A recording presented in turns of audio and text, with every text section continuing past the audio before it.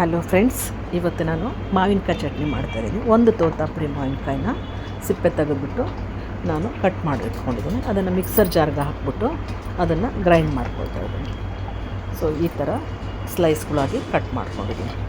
So ಅದಕ್ಕೆ ಒಂದು ಸ್ವಲ್ಪ ಬೆಳ್ಳುಳ್ಳಿ ಹಾಕ್ಕೊಂಡಿದ್ದೀನಿ, ಆನಂತರ ಒಂದು ಸ್ವಲ್ಪ ಬೆಲ್ಲ ಹಾಕ್ಕೊಳ್ತಾ ಇದ್ದೀನಿ. ಆನಂತರ ಸ್ವಲ್ಪ ಜೀರಿಗೆ ಪುಡಿ, ಹುರಿದಿರ್ತಕ್ಕಂಥ ಒಂದು ಜೀರಿಗೆ ಪುಡಿ. ಆನಂತರ ಒಂದು 5 ಟೀ ಸ್ಪೂನಷ್ಟು ನಾನು ಖಾರದ ಪುಡಿಯನ್ನು ಹಾಕ್ಕೊಂಡಿದ್ದೀನಿ, ಅಂದರೆ ಒಂದು 2 ಟೇಬಲ್ ಸ್ಪೂನಷ್ಟು. ಆನಂತರ ರುಚಿಗೆ ತಕ್ಕಷ್ಟು ಉಪ್ಪನ್ನು ಹಾಕಿ ಈ ಎಲ್ಲ ದಿನಸುಗಳನ್ನ ಹಾಕ್ಬಿಟ್ಟು ನಾವು ಇದನ್ನು ಚೆನ್ನಾಗಿ ಗ್ರೈಂಡ್ ಮಾಡ್ಕೊಂಬರ್ಬೇಕು. ಈಗ ಇದು ಗ್ರೈಂಡ್ ಆಗಿದೆ, ಚೆನ್ನಾಗಿ ಗ್ರೈಂಡ್ ಆಗಿದೆ ನೋಡಿ, ಸ್ಮೂತಾಗಿ ಗ್ರೈಂಡ್ ಆಗಿದೆ.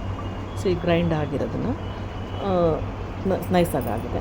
ಸೊ ನಾವು ಇದನ್ನು ಒಂದು ಬಾಣಲಿ ಇಟ್ಕೊಂಡು ಅದಕ್ಕೆ ಎಣ್ಣೆ ಹಾಕ್ಕೊಳ್ಬೇಕು. 1 ಟೇಬಲ್ ಸ್ಪೂನಷ್ಟು ಎಣ್ಣೆ ಹಾಕ್ಕೊಳ್ಬೇಕು. ಎಣ್ಣೆ ಹಾಕ್ಬಿಟ್ಟು ಅದಕ್ಕೆ ಒಂದು ಸ್ವಲ್ಪ ಸಾಸಿವೆ, ಜೀರಿಗೆ, ಈ ಒಗ್ಗರಣೆ ದಿನಸುಗಳನ್ನ ಹಾಕ್ಕೊಳ್ಬೇಕು. ಎಣ್ಣೆ ಸ್ವಲ್ಪ ಬಿಸಿ ಹಾಕಬೇಕು. ಬಿಸಿ ಆದ ನಂತರ ಸಾಸಿವೆ ಜೀರಿಗೆ ಹಾಕ್ಕೊಳ್ಬೇಕು. ಸಾಸಿವೆ ಜೀರಿಗೆ ಹಾಕ್ಕೊಂಡ್ಮೇಲೆ ಆನಂತರ ಒಂದು ಚಿಟಿಕೆಯಷ್ಟು ಹಿಂಗು, ಈ ಮಾವಿನಕಾಯಿ ಚಟ್ನಿಗೆ ಹಿಂಗು ತುಂಬ ಟೇಸ್ಟಿ ಕೊಡುತ್ತೆ. ಸೊ ಅದರಿಂದ ಹಿಂಗೆ ಹಾಕಿಬಿಟ್ಟು ಆಮೇಲೆ ಮಿಕ್ಸಿ ಮಾಡಿರ್ತಕ್ಕಂಥ ದಿನಸನ್ನು ಹಾಕ್ಬಿಡಬೇಕು. ಹಾಕಿ ಚೆನ್ನಾಗಿ ಕಲಿಸ್ಕೊಳ್ಬೇಕು. ಅದನ್ನು ಸ್ವಲ್ಪ ಫ್ರೈ ಮಾಡಬೇಕು ಎಣ್ಣೆಯಲ್ಲಿ, ಚೆನ್ನಾಗಿ ಸಾಸಿವೆ ಜೀರಿಗೆ ಹಾಕಿರ್ತಕ್ಕಂಥ ಎಣ್ಣೆಯಲ್ಲಿ. ಸೊ ಈ ಥರ ಫ್ರೈ ಮಾಡೋದ್ರಿಂದ ಸ್ವಲ್ಪ ಕೆಡೋದಿಲ್ಲ ಬೇಗ ಉಪ್ಪಿನಕಾಯಿ ಚಟ್ನಿ. ಸೊ ಅದು ಅನ್ನದೊಟ್ಟಿಗೆ, ಚಪಾತಿ, ದೋಸೆ ಯಾವ್ದು ರೊಟ್ಟಿ ತೊಗೊಳ್ಬೋದು. ಸೊ ಈ ಥರ ಮಾವಿನಕಾಯಿ ಚಟ್ನಿಯನ್ನು ಚೆನ್ನಾಗಿ ಎಣ್ಣೆ ಹಾಕ್ಬಿಟ್ಟು ಫ್ರೈ ಮಾಡ್ಕೊಳ್ತಾ ಇದ್ದೀನಿ ನೋಡಿ. ಈಗ ಎಣ್ಣೆ ಅಂಶ ಎಲ್ಲ ಇದಾಗ್ತಾಯಿದೆ, ಮಾವಿನಕಾಯಿ ಚೆನ್ನಾಗಿ ಫ್ರೈ ಆಗ್ತಾಯಿದೆ. ಒಂದು ಕಡೆ ಮಾವಿನಕಾಯಿ ಪಲ್ಯ ರೆಡಿಯಾಗಿದೆ. ಸೊ ಈ ಕಡೆ ಚಟ್ನಿ ರೆಡಿಯಾಗಿದೆ.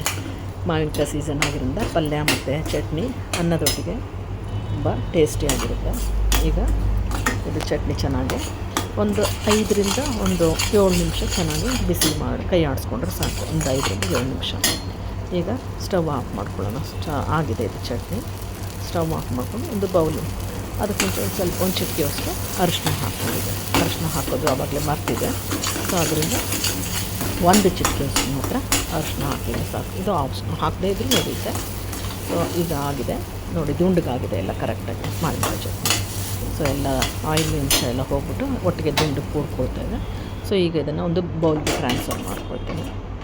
ಸೊ ಈ ಥರ ಒಂದು ಬೌಲಿಗೆ ಟ್ರಾನ್ಸ್ಫರ್ ಮಾಡಿಕೊಂಡು ಎಲ್ಲ ಚಟ್ನಿಯನ್ನು, ಸೊ ಇನ್ನೊಂದು ಬೌಲಿಗೆ ಮಾವಿನಕಾಯಿ ಪಲ್ಯ ಹಾಕ್ಕೊಂಡು, ಸೊ ನೋಡಿ ಅನ್ನದೊಟ್ಟಿಗೆ ಸೇವಿಸಲಿಕ್ಕೆ ತುಂಬ ಟೇಸ್ಟಿಯಾಗಿರತಕ್ಕಂಥ ಒಂದು ಮಾವಿನಕಾಯಿ ಚಟ್ನಿ, ಅದರೊಟ್ಟಿಗೆ ಮಾವಿನಕಾಯಿ ಪಲ್ಯ ರೆಡಿಯಾಗಿದೆ. ಸೊ ನೀವು ಮನೇಲಿ ಒಮ್ಮೆ ಮಾಡಿ ಟೇಸ್ಟ್ ಮಾಡಿ ನೋಡಿ, ಲೈಕ್ ಮಾಡಿ, ಶೇರ್ ಮಾಡಿ. ಬಾಯ್ ಬಾಯ್, ಥ್ಯಾಂಕ್ ಯು.